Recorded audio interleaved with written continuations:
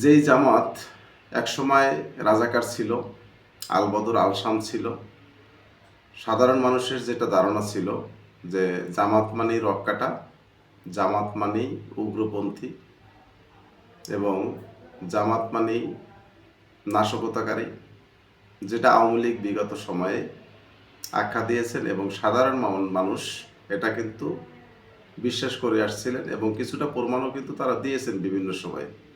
সুপ্রিয় দর্শক শ্রোতা, আসসালামু আলাইকুম। দেশ এবং প্রবাস যে যেখান থেকে ভিডিওটি দেখছেন সকলকে জানাচ্ছি আন্তরিক প্রীতি ও শুভেচ্ছা। আজকে জামাতের কিছু কৌশল সম্বন্ধে আলোচনা করব, যে এই কৌশলের কারণে জামাত কিন্তু সরকার গঠন করার পথে। যদিও আমি জামাতের সাপোর্টার বা কর্মী কোনোটাই না, নিউজ করার স্বার্থে যেটি সত্য সেটি প্রকাশ করছি।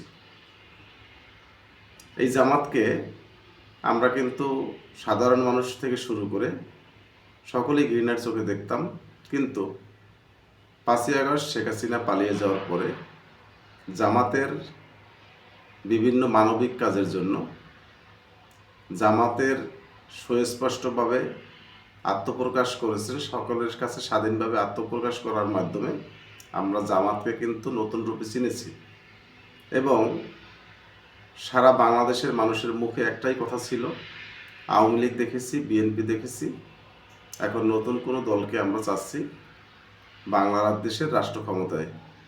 তাই সেই জন্য নতুন কোনো দল হিসেবে, যেহেতু জামাত কখনো ক্ষমতায় আসেনি, জামাতকেই সকলে চাচ্ছেন এবং ইসলামিক সকল দলগুলি জামাতের সাথে ঐক্যজোট করে একটি প্ল্যাটফর্মে তারা দাঁড়াবে এবং একটি ভোটের বাক্স তারা তৈরি করবে।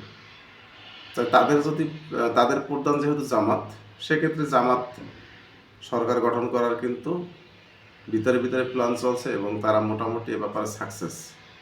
বিগত সময় আমরা দেখেছি বিভিন্ন বিশ্ববিদ্যালয়ে ছাত্র সংসদ নির্বাচনে জামাতের কিন্তু ভূমিধস বিজয় হয়েছে। সেখান থেকে কিছুটা হলে উপলব্ধি করা যায় যে জামাতের অবস্থান বর্তমানে কেমন। এবং সাধারণ বিভিন্ন ইউটিউব চ্যানেল বলেন, বিভিন্ন টিভি চ্যানেল বলেন, তাদের যে ভোট জরিপ থাকে মাঠ পর্যায়ে, সেখানেও কিন্তু জামাত এগিয়ে। এখন এটার পিছনে কিন্তু কিছু কারণ আছে। আবার কিছু কিছু জায়গাতে দেখেছি জামাতের প্রার্থীদের যাদের মনোনয়ন দেওয়া হয়েছে মৌখিকভাবে, সেখান থেকে সরিয়ে ওখানে যে পপুলার ব্যক্তিত্ব আছেন তাকে এনে বসিয়েছেন। এজন্য জামাতের কিন্তু কোনো বিশৃঙ্খলা সৃষ্টি হয়নি, কারণ জামাত একটি আদর্শে চলে এবং জামাত ক্ষমতালোভী না। জামাতের প্রার্থীদের ভিতরে কোনো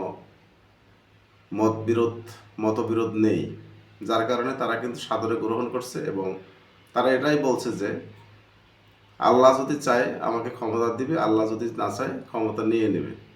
ক্ষমতা দেওয়ার মালিক আল্লাহ, নেওয়ার মালিক আল্লাহ। এই কথায় বিশ্বাস করে তাদের দলের সবাই যেটা সিদ্ধান্ত হয় সেটা কিন্তু তারা সাদরে গ্রহণ করে এবং মেনে নেয়। এটা নিয়ে তারা কোনো বিশৃঙ্খলা করে না। আপনারা সকলেই জানেন। তার আগে একটু বলে রাখি, আজকের মূলত যে আলোচনাটা হচ্ছে বা করতে যাচ্ছি সেটা কিন্তু পিনাকি দাদাকে নিয়ে। পিনাকি দাদাকে আপনারা সকলেই চেনেন। তিনি সোশ্যাল মিডিয়াতে খুব অ্যাক্টিভ এবং বাংলাদেশের দ্বিতীয় স্বাধীনতার পিছনে তার অবদান আছে। ইলিয়াস সাহেব, পিনাকি দা এবং কনক সরোয়ার। তা আমি পর্যায়ক্রমে আসছি, তাদেরকে জামাত ইসলাম মনোনয়ন দেবে কি দেবে না সে ব্যাপারে কিছু কথা বলবো। তার আগে বলে রাখি, আপনারা সকলেই জানেন এই জামাত ইসলাম হিন্দুদেরকে নিয়ে কিন্তু বিভিন্ন জায়গাতে সংঘবদ্ধ হয়ে তারা রাজনীতি করছেন এবং তাদেরকে দলে বিরাজছেন। তাদের নীতি এবং আদর্শ ভুলে গিয়ে হিন্দু সহকারে বিভিন্ন গোত্রের বিভিন্ন বর্ণের লোককে তাদের জায়গায় তাদের রাজনৈতিক দলে ঠাঁই দিয়ে তারা চাচ্ছেন ক্ষমতায় প্রবেশ করার জন্য। এটা থেকে বোঝা যায় যে জামাত সরকার গঠন করার জন্য যত রকমের ফন্দি ফিকির আছে সবগুলি চালাবে এবং তারা সাকসেস অর্জন করবে। আমরা দেখেছি খুলনাতে একজন হিন্দু লোককে তারা মনোনয়ন দিয়েছেন এবং সেখানে আশা করি তিনি পাশ করবেন। এভাবে তারা কৌশল অবলম্বন করছেন। এখন যেটা আমি আজকে বলার জন্য আপনাদের সামনে হাজির হচ্ছি সেটা হচ্ছে ঢাকা ৩ আসন থেকে বিএনপির কিন্তু গয়েশ্বরচন্দ্র রায় এখানে বিএনপির মনোনীত প্রার্থী এবং গয়েশ্বরচন্দ্র রায় তার বাড়িঘর এবং তার নির্বাচনী এলাকা আমি ভালোভাবেই চিনি। আমি যেইখানটিতে থাকি সেখান থেকে গয়েশ্বরচন্দ্রের বাড়ি হচ্ছে মাত্র 2 কিলো। তো গয়েশ্বরচন্দ্রের এলাকার সকল মানুষের সাথেই আমার কথাবার্তা হয়েছে। সেখানে গয়েশ্বরচন্দ্রের ব্যাপারে কোনো নেগেটিভ প্রচারণা পাইনি। তিনি পপুলার একজন মানুষ। তারপরেও বিএনপির ভুলের কারণে, বিএনপির কিছু উদ্ভট উচ্ছৃঙ্খলতার কারণে বিএনপির কিন্তু কিছু ভোট কমেছে।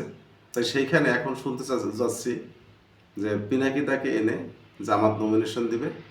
যদি পিনাকিদাকে নমিনেশন দেওয়া হয় তাহলে কিন্তু বিএনপির এই আসনটি জিততে খুব কষ্ট হবে, হয়তো নাও জিততে পারে।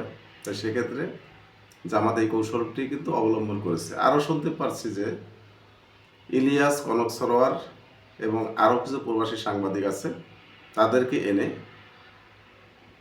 জামাত থেকে নির্বাচন করাবে এবং যেই জায়গাতে বিএনপির শক্ত অবস্থান আছে সেখানে তাদেরকে নমিনেশন দিয়ে তারা সেখান থেকে এমপি ক্যান্ডিডেট নির্বাচন করবে এবং সেখানে বিএনপির পরাজয় হওয়ার সম্ভাবনাই বেশি। তো এই বিভিন্ন কৌশলের কারণে হয়তো এবার জামাত সরকার গঠন করার একটি সম্ভাবনা আছে। যাই হোক, নির্বাচন এখনও অনেক দূর বাকি আছে। বর্তমানে যেটা আছে হয়তো 1 মাস, 2 মাস, 5 মাস, 6 মাস পরে নির্বাচন হলে সেটা ঘুরেও যেতে পারে। বর্তমান প্রেক্ষাপট নিয়ে আমি কথা বললাম। আমার কথার ভিতর যদি কোনো ভুল ত্রুটি হয়ে থাকে অবশ্যই ক্ষমার দৃষ্টিতে দেখবেন এবং আমার ভিডিওটি যারা এতক্ষণ ধরে দেখলেন চ্যানেলটি সাবস্ক্রাইব করে লাইক, কমেন্ট, শেয়ার করে দেবেন। ধন্যবাদ সকলকে। আসসালামু আলাইকুম রহমতুল্লাহ।